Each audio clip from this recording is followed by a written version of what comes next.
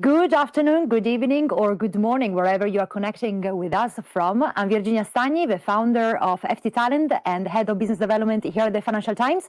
And we are starting a fantastic House of Talent night, the first virtual one that we are hosting here at Bracken House in London at the Financial Times TV studio with the founder of Female Lead, Edwina Dunn. Hi, Edwina. How are you doing tonight? Virginia, I'm delighted to be here. I'm doing well. Thank you. Thank you so much for joining us. And thanks for, of course, our audience to be with us today and all the female leader community and the FT Talent community to connect.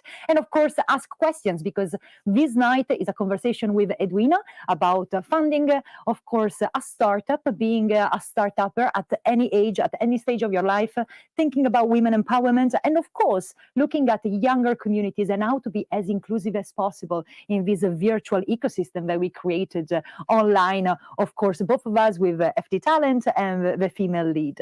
So, Edwina, what is exactly has been behind the scenes, your creation of a Female Lead that has been such a fantastic thing to see on LinkedIn and social media? Thank you. I think, I was an entrepreneur from the beginning. And when I finished my serious business, as I like to call it, I thought very hard about who I'd seen as an inspiration in my time working with retailers and manufacturers around the world. And I realized I saw no women at all, none in the boardroom, none in all my travels in every country. And it made me think about who we see when we are really being influenced. And I thought about school and the fact that when I was at school, you learned about old, dead women. You still learn about old Marie Curie, Ada Lovelace. Yeah. They're wonderful, but they're old and dead. And we have to realize that there are amazing women out there now. So my project is all about role models and how we can't be what we can't see. So it's about showing people that these women are alive and vibrant and inspiring today. This is so interesting, because I'm going to go deeper a bit about that, because we actually realized that about journalism as well. When we talk about finance and business, every time we needed to connect it with an image, it was kind of like, immediate to put a picture of a man in a suit, maybe white even. Yes. And it wasn't as inclusive as possible with our audiences. And one of the reasons why we didn't get a lot of female readers was all about infographics and the pictures that we were picking. So changing how you present even a paper that is made of words, I think is so interesting what you're saying. So it's something that we needed to think about as well as Financial Times. And I think that's very interesting what you're mentioning. But from your perspective, so creating the female lead, if you had to describe the female lead and what you guys do, what it is all about, and what is your ethos of why building that? So really, it's exactly what you've just described. It's the idea of making visible women and their achievements, their stories, so that, the whole variety of success, of ambition, of impact is seen. Because it is largely invisible. It's not that it doesn't exist, it's just not shown, it's not captured. And so I wanted to capture these wonderful stories and to share them with people that I thought it would have the greatest impact on. And initially I thought that would be young people. And certainly that is still a major focus. But what I realized is the more I spoke to older girls and older women, the more I realized they still are looking for someone that they can relate to and say, I want to be like that. I think this is so interesting what you said before about like what you study, the importance of school and the impact that your education has in your mindset and what you're also expected to be doing for society, for your family, and what you should represent, in a certain, mindset that we have out there, your expectations. But most of the time, these are not matching aspirations. So I think the amazing work that you're doing is you can aspire and be inspired by great women without forgetting that you're a woman as well. Yes. So how do you see this oxymoron of sometimes that we get as women that men don't really get, of picking one journey and not the other? And I think what you're trying to do is merging, the personal perspective and the career perspective. Well, I think you mentioned two important things. One is that there are some societal expectations that women will be caring, that they will be the carers of society, and that women, are expected to, look a certain way. And those expectations have long trapped women in a cycle that is not altogether conducive to growing a career. What we studied with academics is the idea and the myths that exist around women not really being ambitious. Wrong. Women don't like taking risks. Wrong. Women, basically after having a baby, or if they choose to have a baby, not really wanting to step back into the workplace. Wrong.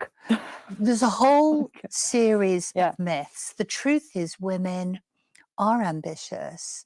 They find fulfillment in a lot of cases at work, and it makes them feel whole. It makes them feel this is where I'm meant to be. And we wanted to show that that isn't just necessarily money or power.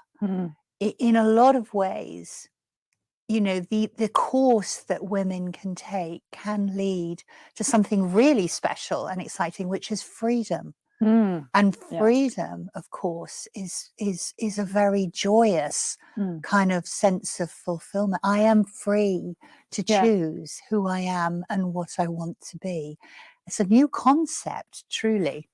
And I think, now we are seeing so many more role models that go in that direction. And I think that's definitely what you're contributing to do. And, at the same time, a paper like ours, and generally what we're doing at the Financial Times or big corporation, what they should be doing is thinking about financial education first, and the importance of being able to manage money, or being aware on how to manage money, how to invest. That's one of the very first steps when it comes to freedom.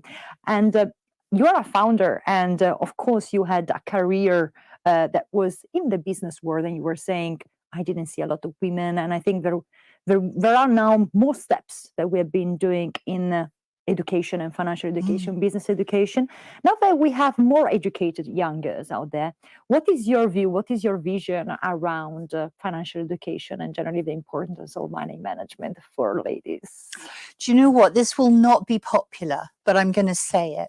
For me, women have to grasp and be interested in money.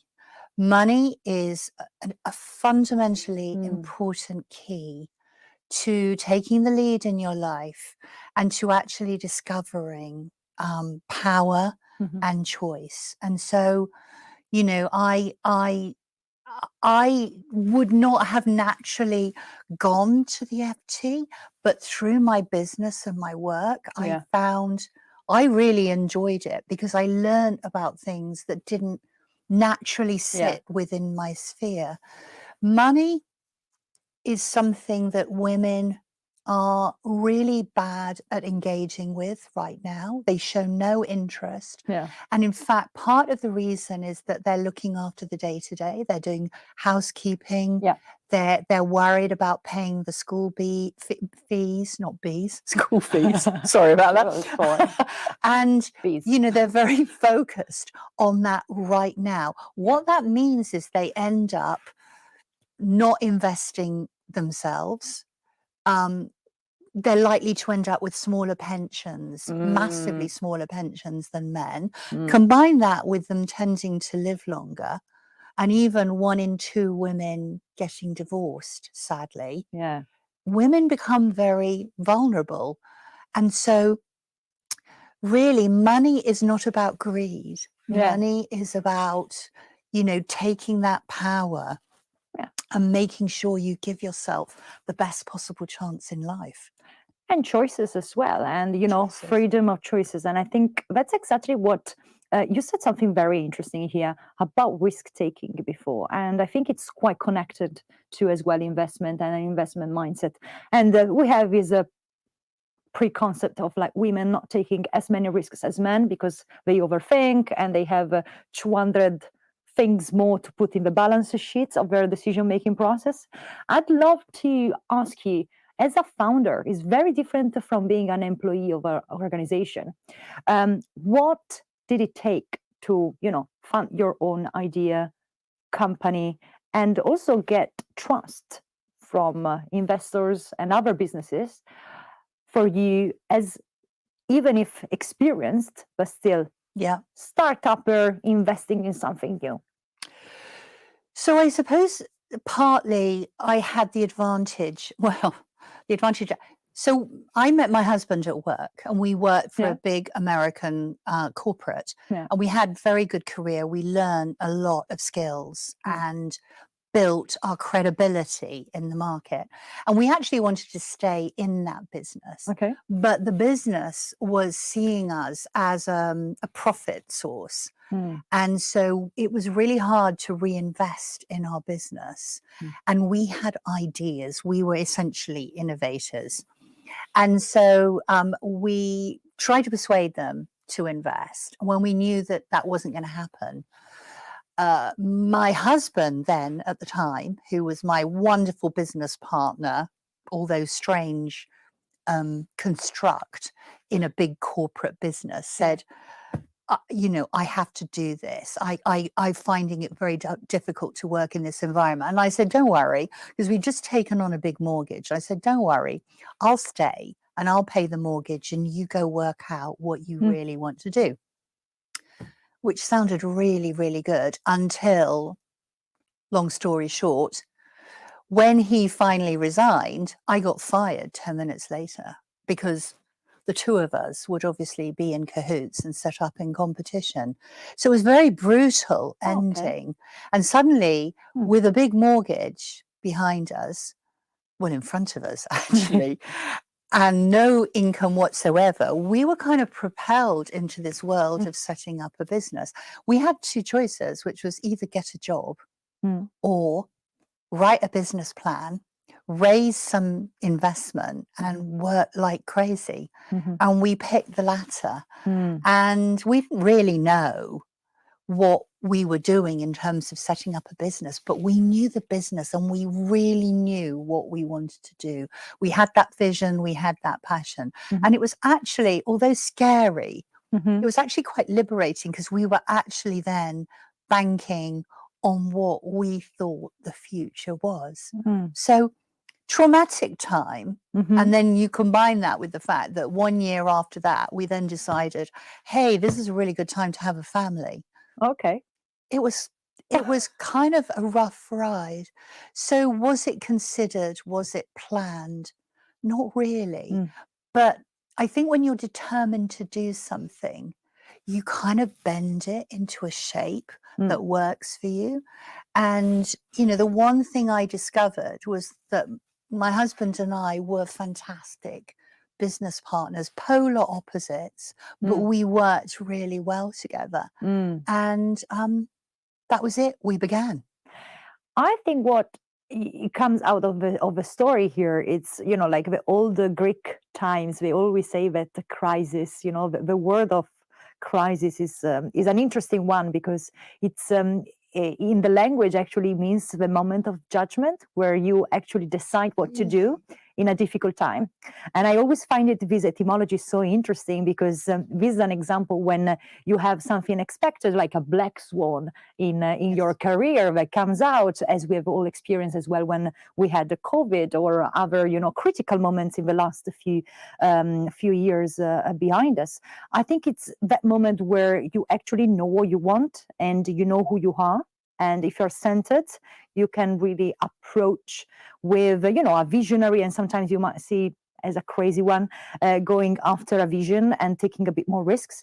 But I think what I can brief from this is that you knew what you wanted. Sometimes I believe that when we're talking about women empowerment, and we connect it most of the time with not being so sure of who we are and what we want. We talk about imposter syndrome. Yes. And that's one of the key words every time we connect with women. Even if I think also men they are affected. It's just I think girls tend to be a bit more vocal about it. Yes.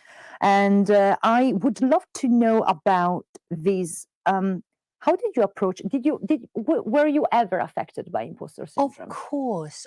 Yeah. I doubted myself all the time. And I think that's good and healthy because it pushes you on, makes you work harder, makes you keep learning, makes you listen, makes you think.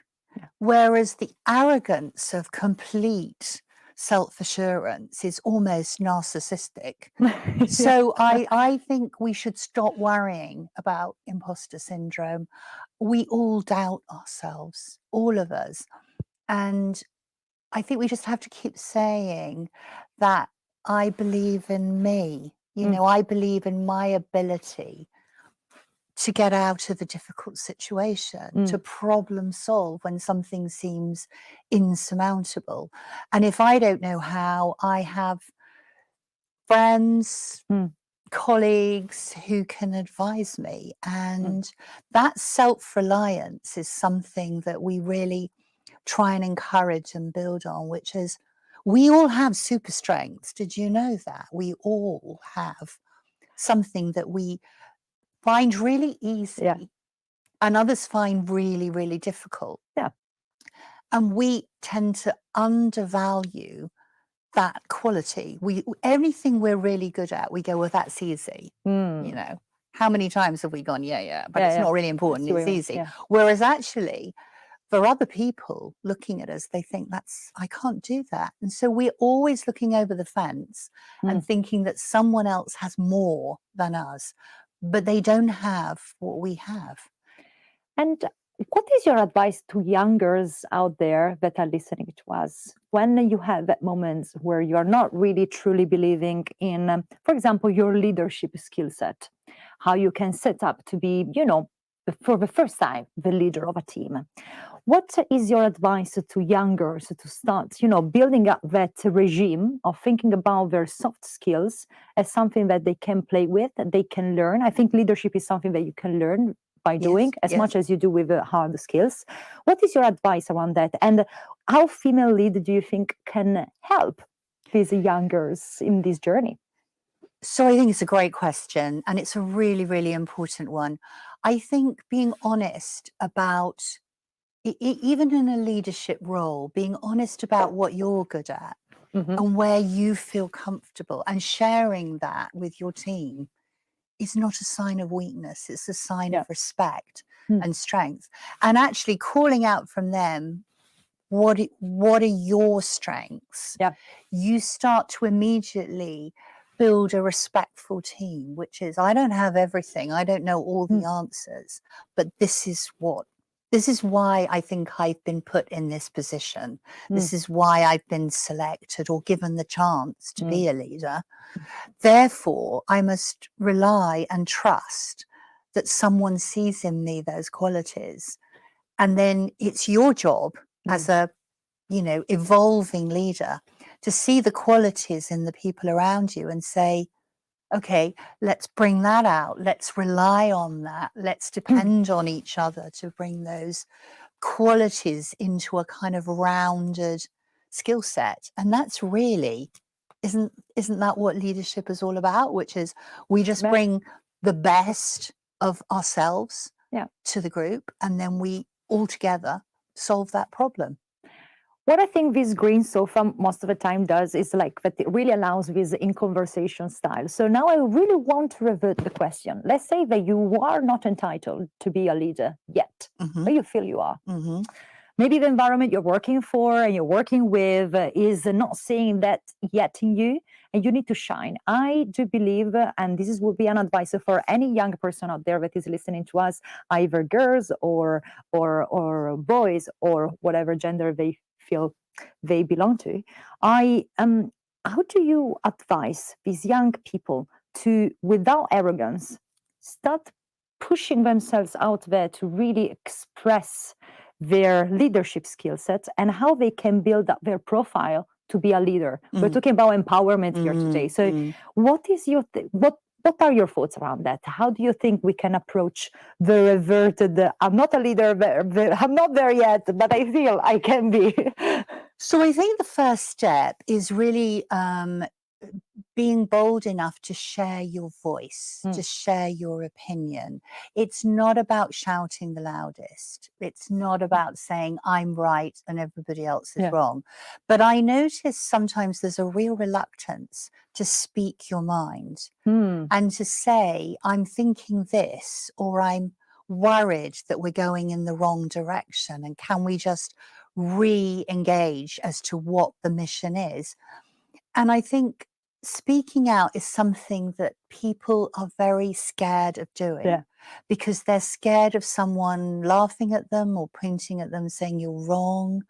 And actually, until you get over that, you're never, ever going to be a leader. I mean, I've been a leader for a long time. I mean, not necessarily of the biggest company or, you know, in the best leader even.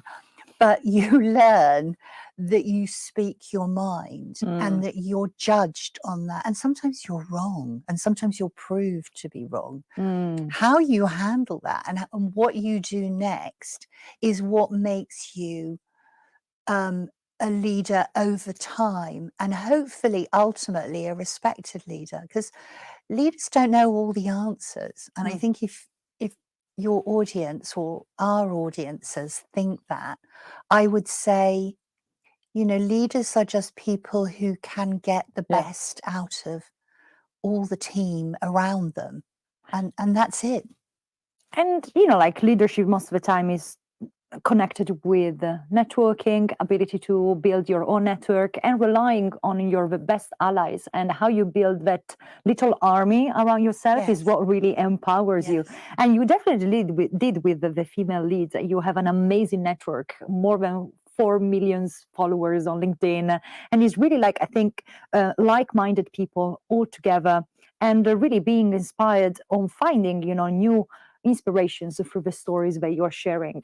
When we're thinking about the rewarding aspect about these stories and mentoring, for example, what I've seen that we tend to do lately, but sometimes we're a bit reluctant, or at least we have the stereotype that women are a bit reluctant to do so, to mentor like more senior women, to mentor younger women. Do you have any examples around that? Do you want to break this other myth that, you know, more senior women do want to help the younger self? Or do you have some, you know, as well preconceptions around like men do the men's club and the boys club and girls do not do so? Oh, there are definitely men's clubs. I mean, there are women's clubs now, but I just worry that women, if they just talk to women, you know, we're just going to continue the cycle. I think totally agree with you.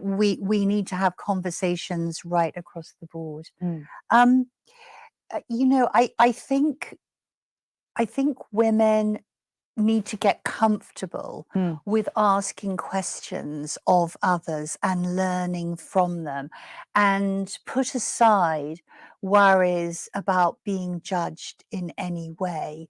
Curiosity to me is my number one value. I am endlessly curious. I'm interested in people. I'm interested in their stories. I think you can learn so much from others. A network is not using people. It's not something that you have to worry about, oh, I'm going to a network event. I've got to do something that's unnatural for me. And I think people get themselves into that mindset. A network is where you can find people that you are genuinely interested in because they've done something that you don't know how to do that they might have already done. And actually, all you have to do is be brave enough to ask them the question, how did you do that? How did you feel when you did that? Did you know you were doing the right thing? People love to talk about themselves. Any woman knows the best way to have a great conversation with someone they're attracted to is to ask them about themselves. That's true. Right? It's just simple. So networking is the same. You ask someone, how did you get to be that? That's really impressive. Were there bad times? What were the good times? That's networking. And the more you ask, the more you're curious, genuinely. The worst thing you do is ask a question and then look bored. Oh, or don't listen to us. I mean, you're not going to get invited back to the event. So be genuine, be authentic, but ask the question. And then gradually you get all these ideas of how someone else did it. And I think that's super exciting. And that's the fundament of the female lead, because we basically collect all these women and basically we learn how did they do it, and they tell the most amazing stories. Yeah. And I feel like, we all think that innovators just reinvent the wheel every time. If there is one thing that I learned in the past few years, reading more about inspiring stories from, of course, the ancient times as well as the current times, is like nobody really invented anything. It's like how you get inspired. I always share this story that is more from my Italian DNA, that, Steve Jobs, to create these amazing tools that we have as a MacBook and all Apple, was yes, of course, a genius and inspired by many other leaders. But when you look at design, and what he was inspired by was by Olivetti, that was an Italian typewriter design firm in the 60s. And it was like it's just so interesting that every leader, every innovator just get inspired by others. And we're kind of reluctant because if you need to be genius and invent something from scratch. You're so right, because you reminded me, we build on the shoulders of others. Yeah. And this is something you said, and I really wanted to respond, and you've just given me another chance, which is, if all women actually played a role of being a role model. So even if they're 22 years old, they can still be a role model to someone who's 12 or 10. And so everybody can be a role model. If everybody holds out a hand and helps someone forward, we would not be in the situation we're in today. But we don't. I mean, the truth is we don't. And it's the fear that by helping others, we're going to undermine ourselves is really negative, and it's holding us back. The most scary thing is to think that we might be holding ourselves back by not helping someone forward. And that's what we need to do. And I think this is so interesting because we push so much for this at FT Talent specifically, but we are all a very young and fresh team. But what we believe in is like trying to bring more even fresher and brighter and younger minds within our ecosystem will just help us all. And I think this growth mindset, rather than a fear mindset or a fixed mindset, is what most of the time we don't really teach in schools, and we don't really get that psychological attitude to think about flexible hierarchies. We just think that once you get the chair, you get there, and you need to hold it. And I believe that in the last few years, initiatives like yours, of course, are helping women that are kind of new as well to very hierarchical positions to think about giving back attitudes as a way to really express themselves at the best as leaders, of course. Because if there is one thing I've learned being just sometimes a mentee or a mentor, is that you learn so much more when you are trying to not really teach you something new, but be of use of the younger self. And seeing yourself reflected in the other person really helps you just even thinking about your own journey. And I do not know if you have any stories that you would like to share on the impact that sharing an interesting story or even like, journey of another founder has helped other girls or other leaders in, pushing themselves forward? Yes, I mean, I think we have lots of stories of young girls who've met someone that they admire, and it's not always someone that, I would particularly say, "Oh, this woman Yeah. is amazing." But when they identify who they most admire and they most look up to, if they get a chance to talk to that person Mm. or even read about them at the Yeah. sort of simplest level, the effect can be really dramatic. And we proved this with research over 5 years. So we took a whole cohort of girls, different ages, to meet Mm. with their different role models from all walks, all spheres of life. So not just, not just business, but all sorts of different areas, sport, arts, humanitarian work. And we've introduced them. And then we went back 5 years later Mm. and asked them, did that moment, that short 10-minute moment, did it have any impact? Yes, it changed a lot. Do you still think about that? Does it still have an impact? Yes, it changed everything. And I find that so hard to believe that this tiny little moment, True. this tiny gift Mm. at that moment can make all the difference in the world. And I think, I could give you, 20 stories right now of where we've seen that happen, and girls who didn't even know that that job or that role existed, where they're suddenly inspired and they say, I'm no longer going to do this job. I'm gonna go in this direction. Completely changed. What I think it's this quite interesting, especially for younger audiences, that we feel so overwhelmed due to this complicated and I always say a bit cacophonic infosphere with 200 events, too many opportunities, 200 posts to read and be inspired by, to really select the things that we wanted to do. So how do you filter? How can we filter the right things, the good quality things, to make our journey a bit, better and not just so stressful? Because, as we were saying before, excitement is connected to anxiety. Yes. And I think when you are entering in this job market, it can get a bit stressful for not the most strongest extroverts and personalities out there. Do you have any advice for girls that are approaching maybe, networking with her for the first time, as many of our listeners today, the very first time maybe they are going for a job interview or a job networking chat? What would be your one piece of advice for them? You have been doing this for a very long time. For me, and I think it would come very naturally to you and your team, the key thing is to work out who's going to be there, do a little bit of homework, who's going to be there, do a little bit of research, go online, see what that person cares about, what they're passionate about, not just the really obvious stuff, but the kind of the interesting thing. Do they support something beyond their immediate work and how they're known generally in the industry?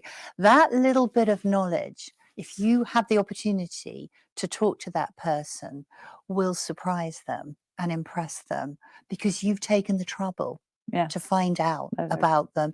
And I think, conversations are always two-way. And I would really urge young people not to think, I'm nervous, therefore I'm just going to ask a really obvious question that anybody could ask. I'm going to show that I've gone that step further.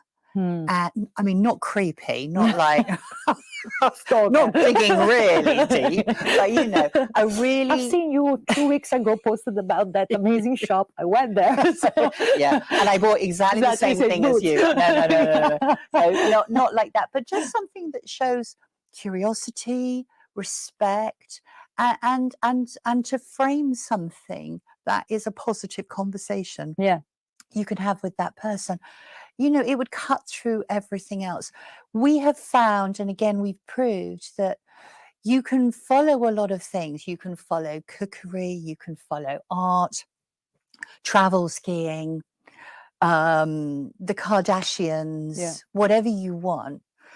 But ultimately, in the sphere where you are interested and where you're really passionate in going, pick 3 or 4 people who epitomize what you're interested in and follow them. And that will change you, your knowledge base, and your readiness for the job market and networking better than anything else. So just 3 or 4, you know, in your field that will set the bar really high for you that you can learn from. But you can do it on social. It takes 5 minutes a day.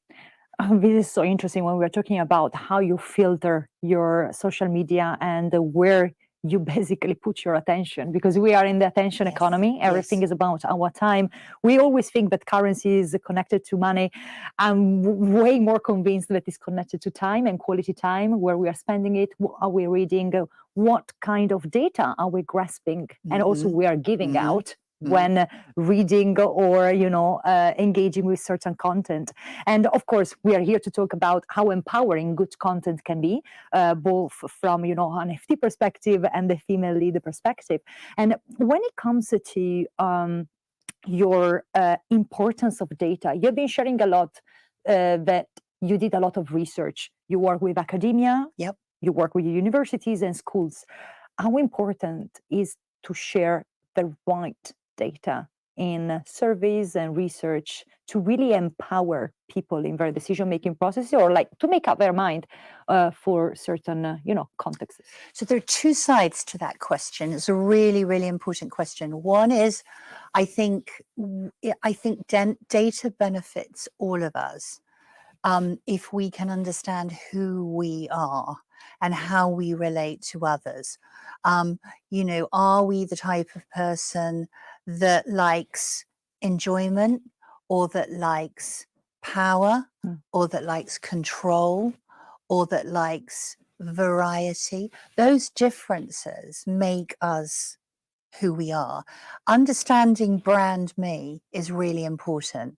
So that's one aspect. So brand me for each and every person is really crucial, because that self-awareness will build confidence. And what we hear from our audience over and over again is, how do I build confidence?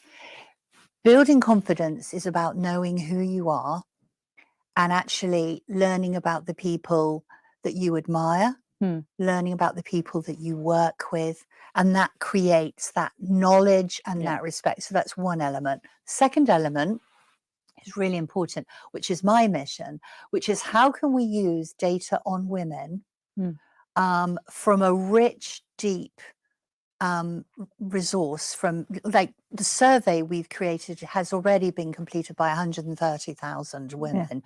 It will be 200,000 by the end of the year.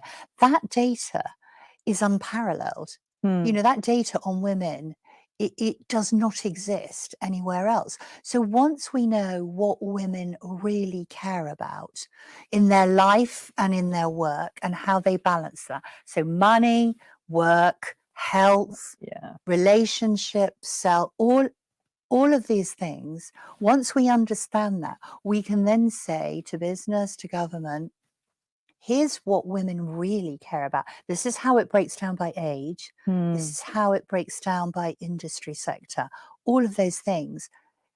And then we can design better processes and policies that actually fit to what women want, rather than what men think women want. This is so interesting because, it connects to so many data out there, even if I'm thinking about the medical sector. Yes. How, medical books have been written. And not tested on women. Yeah, ever. exactly. Yes. Which is so interesting. And it's like, it really goes across so many sectors. Yes. Even when talking about mental health or childcare, every time has been like the assumptions rather than the real data. And I think this is, a problem that you see reflected as well on technology and the assumptions that Yes. artificial intelligence makes on the decision-making processes or the results that they might get, because they are mostly designed by a man brain rather than a women brain that we know that work in with different assets and with different expectations as well from the system. So I think there has been a lot of work in the world of artificial intelligence and machine learning to make it as inclusive as possible. There is a long way to go.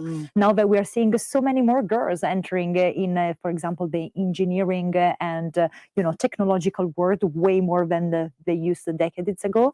It doesn't mean that it didn't exist or they weren't impacting, but of course, numbers and volumes do impact the results of a tool like any technological one. I would really love to go about the education side of what we are discussing here, because if there is one thing that we know is one of the best investments with the highest return is on women's education. And this goes across the board, has been said by the UN, is one of their UN goals. And I think Female Lead does a lot with universities and schools. We're trying our best as well, offering, for example, FT content for free from secondary schools onwards to any kids out there. Brilliant. What is your view on working with schools and working with the young, very, very, very young women and boys in their education and as well, human process and evolution? I think the truth is that children become aware of limitations at quite a young age. So unless they see the right content, unless their minds are allowed to open and be directed in areas that have sort of until now been closed off, the pathway gets re-triggered and re-triggered. So for me, getting into schools is absolutely fundamental. And, we try and gift what we do, films, books, teaching materials, ideas. We try and gift it to every school for free. And that is our purpose. That is our mission. And I think it's because if you wait later, if you wait longer, the programming is there. And like, how are we ever going to break it? How are we ever going to stop? I mean, these things. It's really tragic. But, of course, we want to tell our daughters that they're beautiful. But we also want to tell them that they're courageous and that they're strong and that they are meant to be leaders in the world. We still don't do that because, as you rightly said at the beginning, when you Google it, leaders are all men. When you Google it, entrepreneurs are all men. I mean, who can spontaneously name female entrepreneurs? We all say Branson and Dyson and Musk. And that's it. And we repeat them. And girls are still going Marie Curie and Ada Lovelace. And so we're in this kind of trap, aren't we? So we have to change. We have to be able to say Claire Smith is one of the most brilliant chefs in the world. We have to be able to say Christiane Amanpour is an amazing CNN reporter. We have to be able to say my mind's gone blank. Ava DuVernay is a terrific film director, and once we can start saying this, it becomes normal.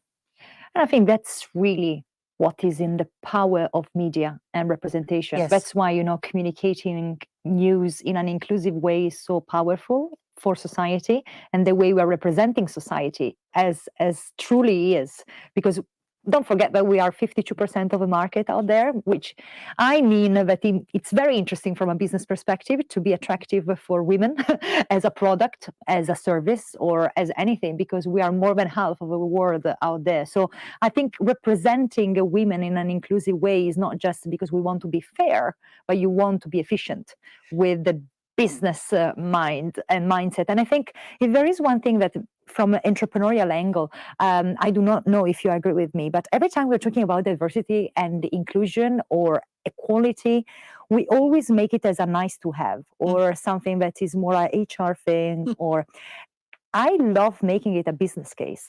I love to bring it back to numbers. If you're looking at the most performing Fortune 500 companies, they are the ones that do have the most equal and inclusive boards. Why is that? I do believe it's because you can really see the different shapes and shades of the market out there, what is interesting for customers, and you just don't have one perspective. That is a problem that we have with medical books or all the services that are not really shaped for the other half of the market. Did you see, or do you think that you can help businesses with what you're doing with the female leads? I really hope so, but I think what you're doing as the FT, being a leading media presence and voice and powerhouse, what you're doing is really important. That's why I'm here. I love that you're doing this.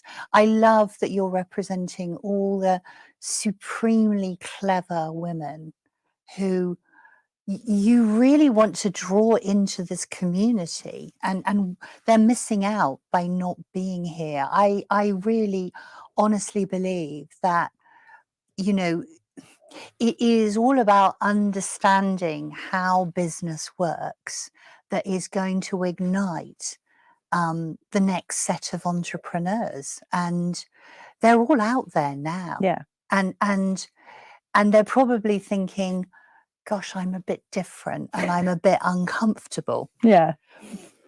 And what we have to say to them is, do you know, that's possibly a really good thing, because you're going to think differently, you're going to come at a problem differently, and you're going to do something that no one else has constructed or thought about before. So I think we love your point on diversity is that, for me, neurodiversity is one of the most exciting areas. We want to encourage people to think differently, to bring people together so that we get that different vision, because that's where innovation and entrepreneurial spark is going to happen. That's real diversity. And you're absolutely right. We're not doing it because it's good and nice. We're doing it because women make great leaders. Women make great entrepreneurs. Look at Jo Malone and what she's achieved. Quite phenomenal. Yeah.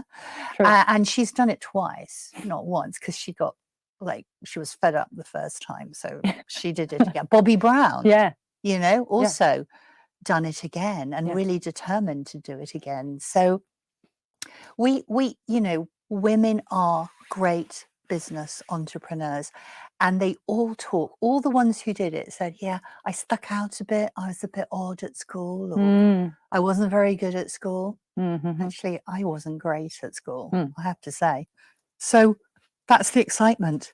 Yeah, you can be different. Yeah, that's very true. And I think, you know, we have a bit more of this stigma, and I'm going to go to question very, very quickly. So I see we have many, so keep going with the questions I see, and I'm going to start now.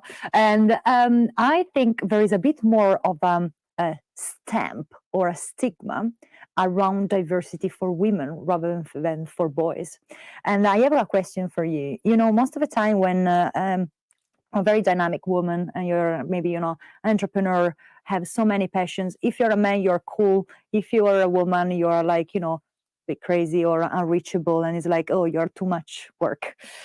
How do you go about that? What is your advice for girls that, you know, maybe feel they want to express the max of their potential and really fulfill the different passions they have, but maybe sometimes, you know, like you don't really fit in the garden where you're stuck?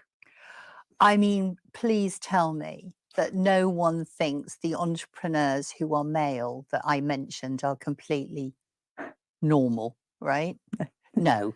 So like, yeah, but they're really rich and really powerful. So, you know, I mean, that's good too. So I think if someone feels that, because it's not just about making money, it's about doing what you believe in. And I think, who cares what anybody else thinks, really?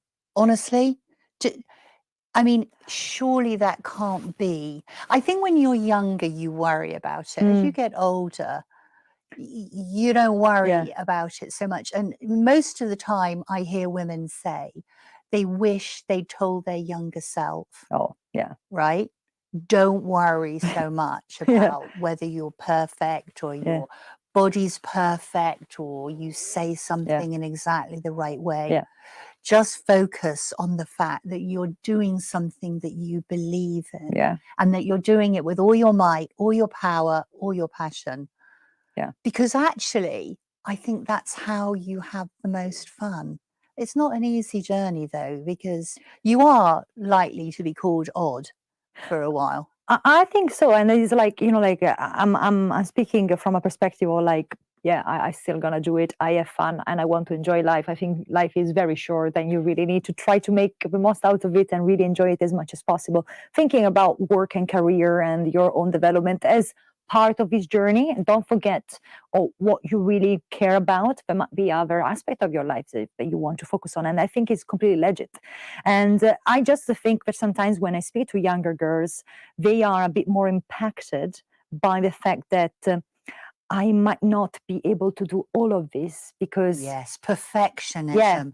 Oh my goodness. yeah, This is a female invented, yeah, yeah, trap. real trap, real problem. I mean, honestly, and every entrepreneur would say on this couch to you, they are so far from perfect. Everything they've done is not perfect, but the forward momentum Yeah, is what carries it through. Perfectionism is a trap. And my encouragement would be to say to girls, find out what you're good at, focus on that. Don't worry so much about what you're not good at, yeah, and stop worrying about ticking all the boxes. You don't have to, yeah, because if you have the energy and the will to do it, and you have half of the qualities and skills, yeah, you're probably going to be pretty good. yeah, And, you know, the determination to do it is probably as important as you need some of the skills, but you don't need all of them. And I would say perfectionism is the biggest trap. And worrying that you shouldn't ask for a pay rise or a oh, promotion yeah, because you did that one thing wrong last year. It's like, nope. write down all the Yeah. things you did and why that company would really miss you if you walked away, and you'll suddenly realize, I'm quite good. Exactly. And I think like self-reflection, not being so afraid of having that little bit of, and I don't want to touch on arrogance, but being a bit more brave Owning when your yeah, accomplishments. yeah, exactly, Absolutely. exactly. And I think this should be taught a bit more to girls from a very young age, because I think it's what is pushing us a bit behind compared to other people in especially in corporations, but I think generally in life, like pushing a bit yourself up there, and start also not um, giving too much attention to what other people think, and what is the reflection of yourself on is what the story you're telling. Am I going to be seen as a successful but also as a lonely? Because that's something, at the same time that Yes. I see a lot, Yes. how much younger girls are afraid of being the loner, Yes.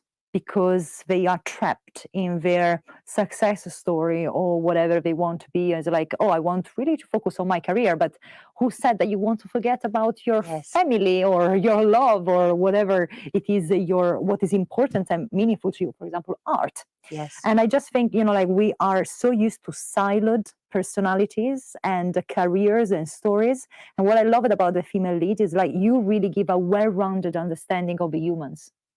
And I think this is so Thank you. important. Always think about, and this is something for the audience, think about your story as a human story, not like me as a professional, me as a mother, me as a daughter. Yes. And I think like, who are you as Edwina? Who are you as Virginia? And I think this will empower so much more people in giving their own story and version to themselves about what Absolutely. they want to do. I mean, you can't have it all Yeah, at the same time. exactly. You can only have some of it some Yeah. of the time.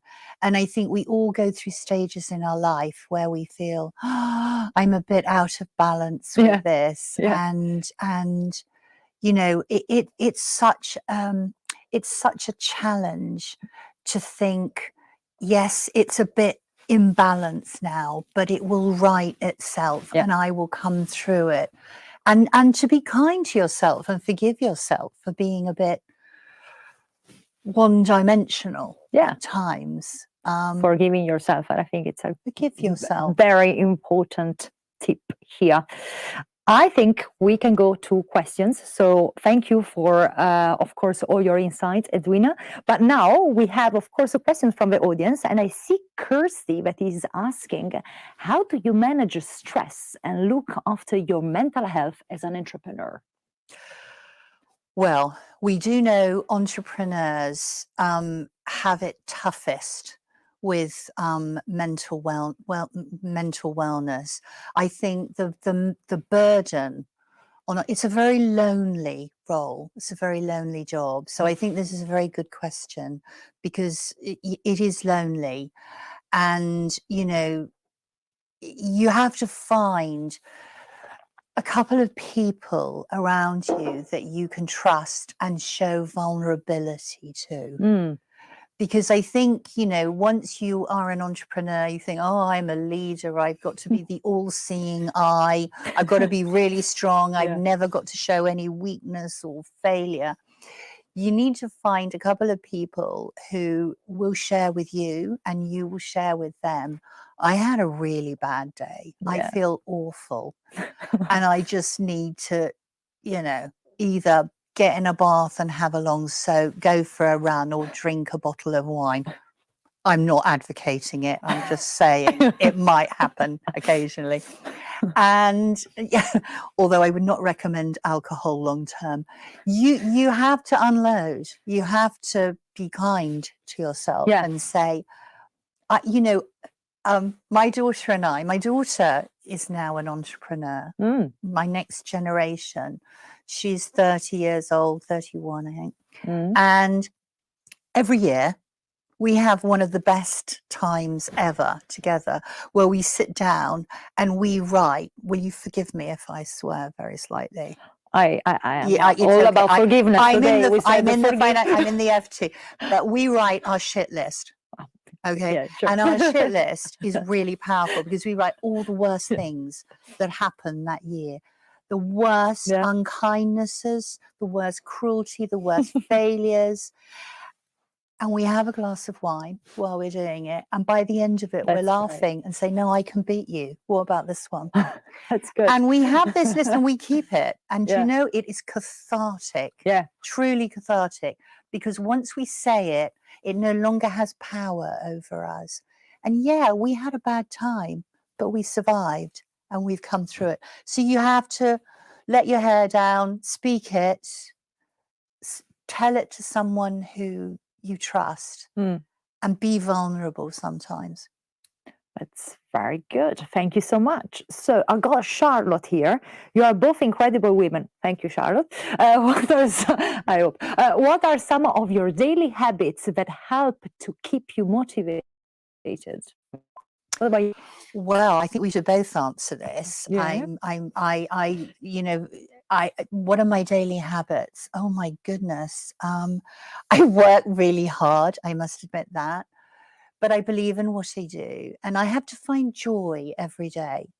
That's the thing that I most focus on. You know, I don't go and run a 5-miler or a 5K I'm not a good or runner something either. like that. I do reflect on the good that I felt, if only for a moment in a day. And sometimes, you know, I say it was a disaster today. Okay. And so I'm just really honest about it. And if I've had a bad day, it's like when you don't sleep for a night and you feel really terrible the next day and you go, I really didn't sleep, but boy, will I sleep tonight. Yeah. It's like, I had a bad day. I'm probably not going to have another really bad day tomorrow. Yeah.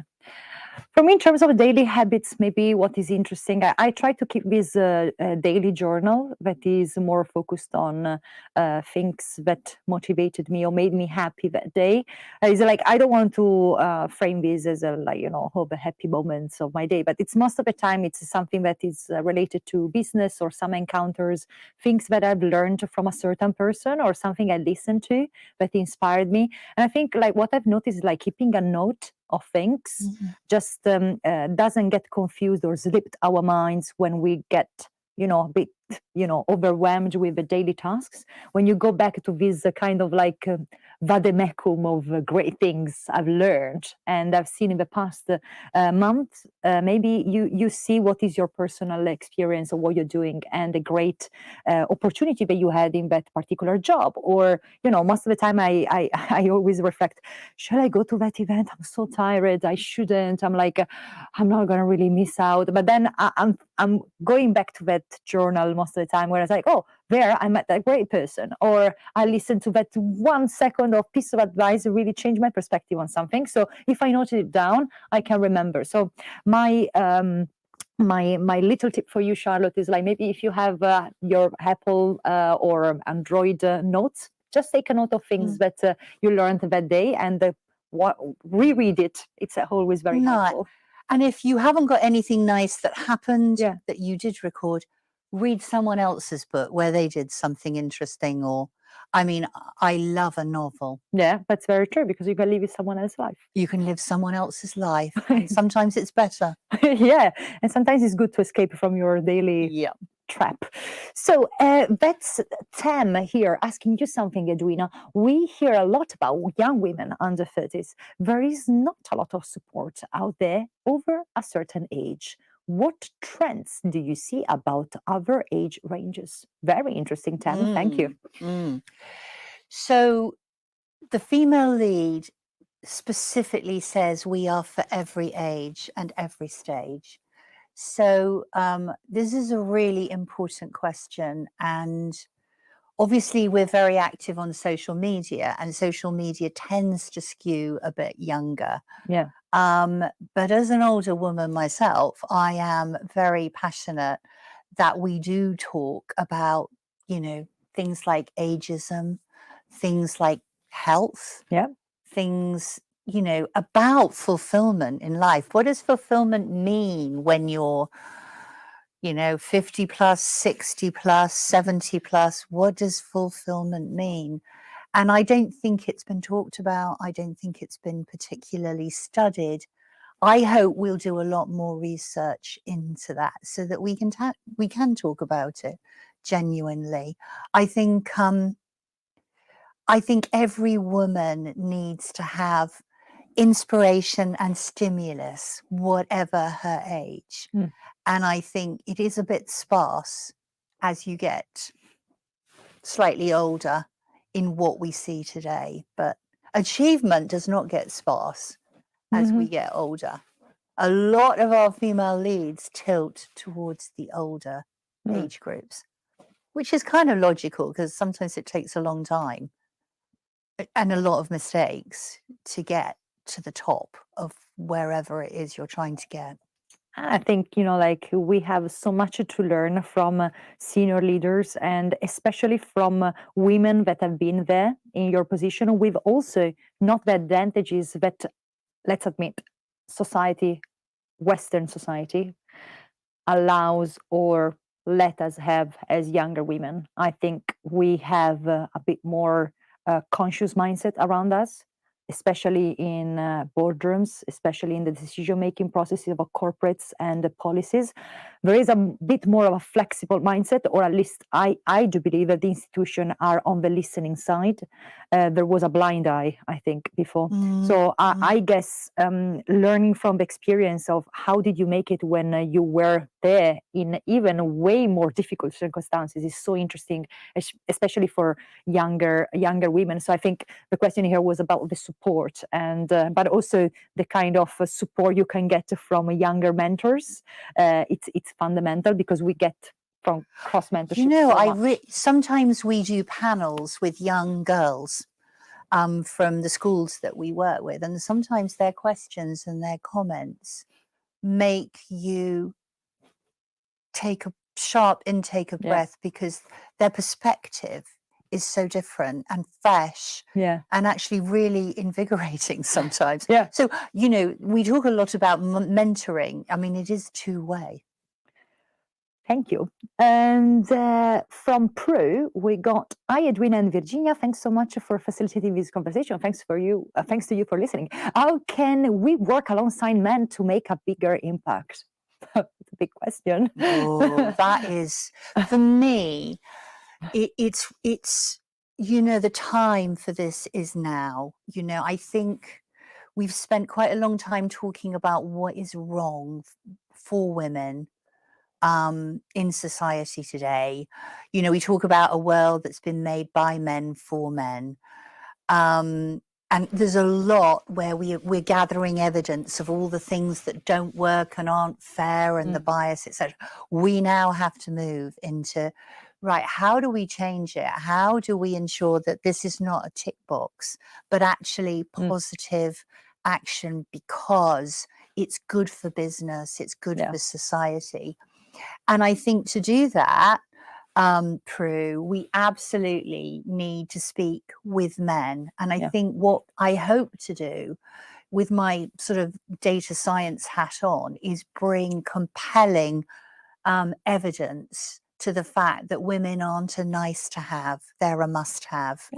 And that we will only be, you know, really motoring as an economy, as a society, when women are treated in a way that has some sense of balance and parity. So that conversation is essential.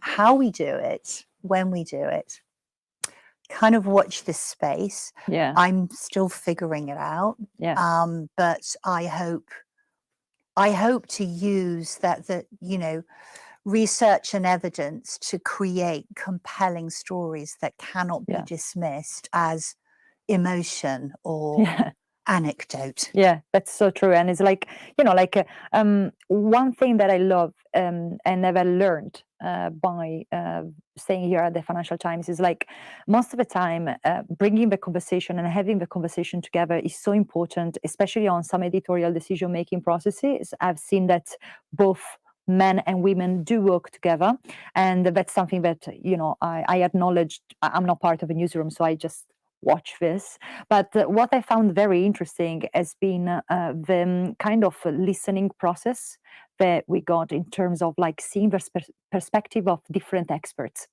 Because if there is one thing that I think we tend to forget is when we were talking about representation, is also the experts that we ask advice or interviews to, that really makes a different impact on not just the view of the world, but also the perception of an audience. If you only read, and that's data from European papers that says that in Europe, only 16% of women are the experts that do get called by a TV show or a newspaper to get and ask data and their expert eye. And most of the time, it's just based on our basic networks. We always went to those 20 experts that happen to be men, maybe in science. We had the same case during COVID, for example, about politics, about whatever you want, like leadership. And so it gets a bit of a skewed perspective. The most interesting panels, the most interesting conversations I had is when you can mix these different perspectives of the words and really get an inclusive cultural product. And that's, I think, what a media enterprise should be doing, as yours and you know what we're trying to do here at FT as well. Is not female lead FT talent tonight is just for women because it's about women empowerment. No, you as you know, what we have encouraged to do for our audiences as well, like if you're a man and you're listening to this, how you can empower your colleague, how you can start collaborating with a different mindset, or just learn something new from you know, another side of not such a different world. Because again, I think we get a bit of more these stereotypes of like, you're a woman so you're gonna act like that. No, let's think, as we were saying before, as Virginia, I'm acting like that, but maybe a man would act the same exact way as I'm doing. And it's just a bias, a cultural bias that I'm doing that because I'm a woman. And I think if we can just switch the conversation with making it human, as you were saying, I think it's fundamental. So we got another question from Dawn. If you had to name one thing older female leaders can learn from younger ones and vice versa,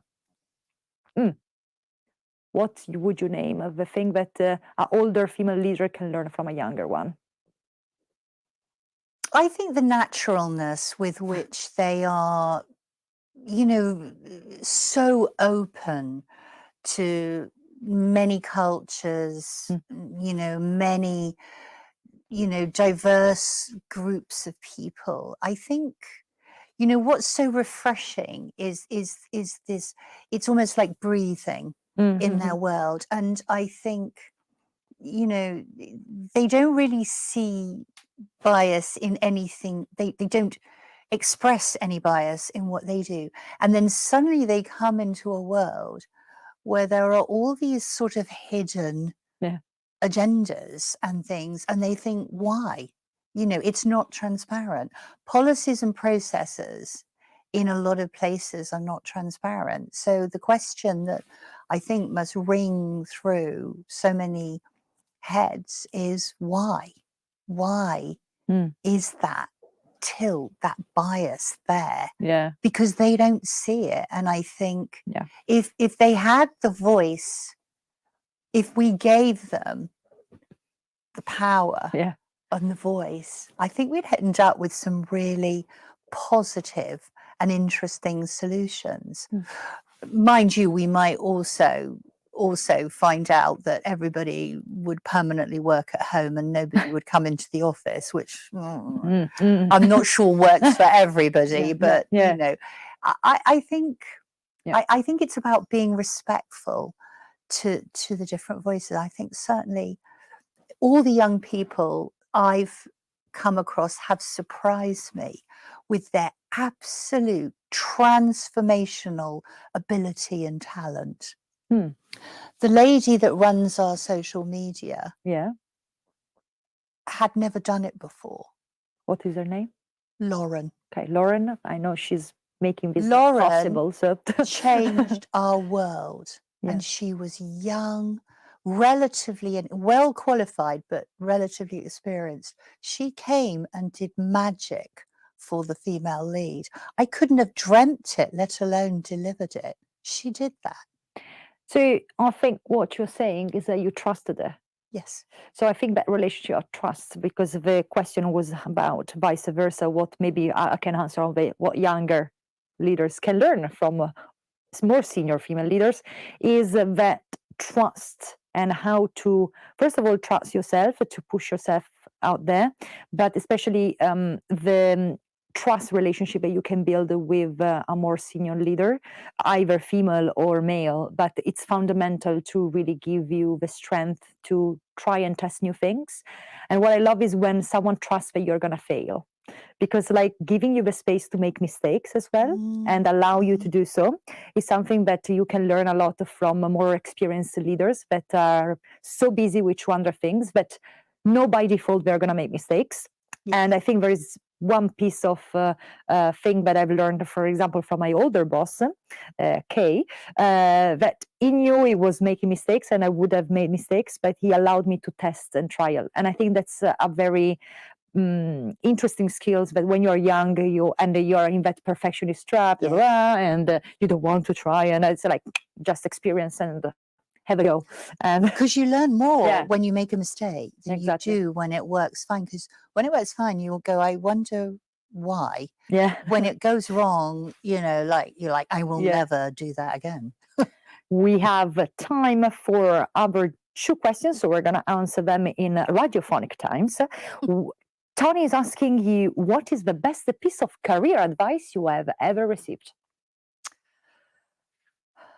Oh, just keep looking forward. Don't worry about the past. Don't get wrapped up in what you didn't do or what you didn't know. Mistakes. Look forward and bring your best self to the job. and the best team. I loved what you said about the confidence of bringing in brilliant people and not worrying if they're cleverer than you or better than you. Because like she who has the best team wins, right? Exactly. So the best team and look forward. Yeah, I agree. And this is like the growth mindset, is like how to have a growth mindset. You can read a lot about this, Tony, and I guess in both our media spaces you can find a lot about growth mindsets. But really, to me, is all about thinking about the team and the network rather than the individual. And I think taking the selfish aside and really making the good acquisitions, not in terms of like products, but in terms of people, is really mind-blowing and fundamental. So last question, have you ever had an experience of perceived failure in a task or role? And if so, how did you recover and regroup? Thanks, Dawn. Do you know, I couldn't even begin with how many mistakes I've made. I mean, so many. I think, how do you recover? You take responsibility. Do you know the people I love the most are the ones who walk in and go, I think I messed up. Yeah. And I love their bravery. I love their honesty. You know, the hardest people to deal with are the ones who will never admit that they did something wrong. And it's so annoying. You know it, they know it, and they won't admit it. So people who say, I made a mistake, it's like, all right, well done. You know it, you won't do it again. Good on you. You're a better person. Yeah, I think it's like, you know, like recovering from a mistake is like just trying to think more about it, and but not also overthinking. It's like once you shout it, like there is this beautiful quote, but it's like once a thing are said, they change the meaning, and but once they are said, you already change the meaning, and you should just shift it. It's I think it's just important to be vocal about mistakes, and you know we are trapped in this success CV story that you know in our CV we should always write just about our exciting things that we've been doing. But what I loved is what I've tried to do as well on my own CV is like things that didn't work and the things I tried. And most of the time when you get asked like, oh, but why I see here that you moved from this space to another space. If you have the right story, if you can walk people through that mistake and what you learned out of it, I think that's an amazing piece of your CV. And let's have a CV of failures most of the time for ourselves. I think it's so important. Like your curriculum vitae is all Not about to be read on a bad day.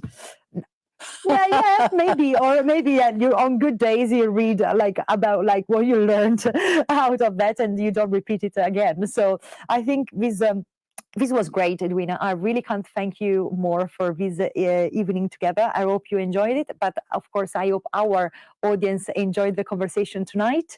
Of course, do follow, if you don't female lead, do follow their amazing content they are giving you every single day. We are FT Talent here at the Financial Times. Do read the FT if you happen to. We have a lot of freebies for you. If you look at the FT Edit, is a new introductory product that we have here at FT.